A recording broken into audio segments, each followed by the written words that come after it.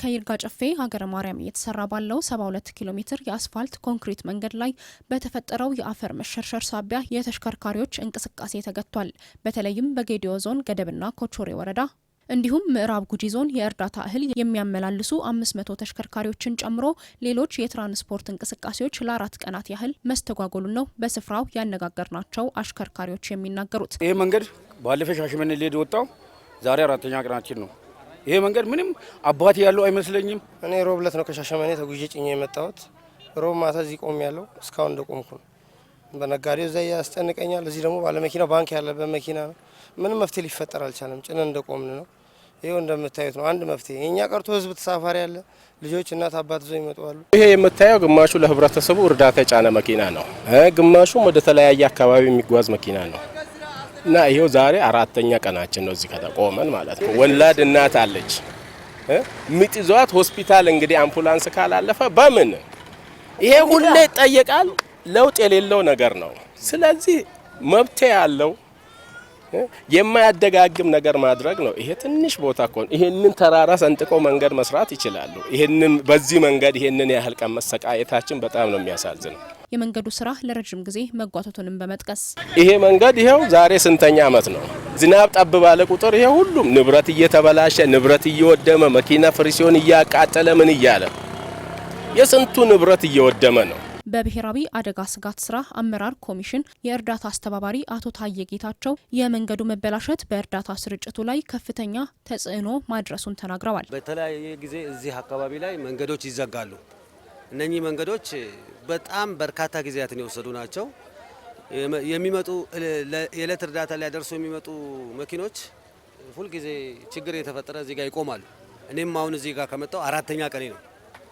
4 ቀን ሙሉ ተሽከርካሪዎች አልተላለፉም ወደ ላይ አንድም ፍሬ እህል ሊደርስ አልቻለም። ምክንያቱም እንግዲህ ይሄ ነው ለወገን ልንደርስ አልቻልንም ማለት ነው። እዚህ ጋር ያሉት መንገዱን ኮንትራት የወሰዱ ይሁኑ የመንገድ አስተዳደሩ መጥቶ አስቸኳይ ምላሽ የሚሰጥበት ሁኔታ የለም።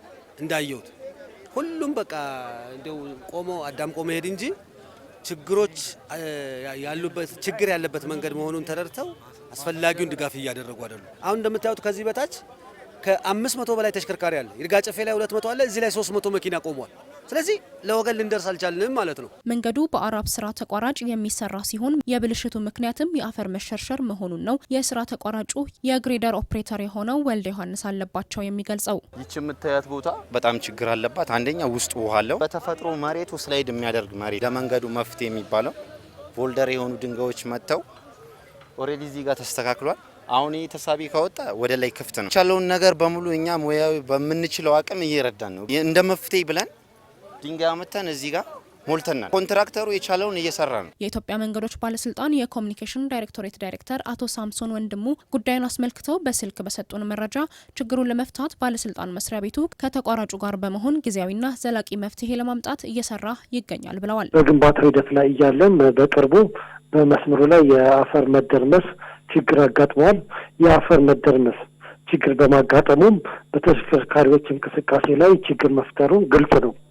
ይህን ችግር ከመቅረፍም አኳያ የባለስልጣን መስሪያ ቤት ትኩረት ሰጥቶ እየተንቀሳቀሰ ነው የሚገኘው። በዚህ መሰረትም በስራ ተቋራጩ አማካኝነት በመሬት መደርመሱ ወይም በአፈር መደርመሱ ምክንያት ተሽከርካሪዎች እንዳይቆሙ ለማድረግ በመሳሪያዎች በመታገዝ እየተጎተቱ እንዲያልፉ ተደርገዋል። በተለይም ከእርዳታ ጋር በተያያዘ የቆሙ ትላልቅ ተሽከርካሪዎች ነበር። እነዚህ ተሽከርካሪዎች እንዳይቆሙ ለማድረግ ስራ ተሰርቷል። በዚህም ተሽከርካሪዎችን እየጎተቱ የማሳለፍ ስራው ተካሂዷል። አሁንም ይህንን ተግባር እያከናወነ ነው። የመንገዱ ስራ መዘግየትም ትክክል መሆኑን በመግለጽ በቀጣዩ ታህሳስ ወር 2011 ዓ.ም ሙሉ በሙሉ ተጠናቆ ስራ እንዲጀምር ይደረጋልን ብለዋል አቶ ሳምሶን ወንድሙ።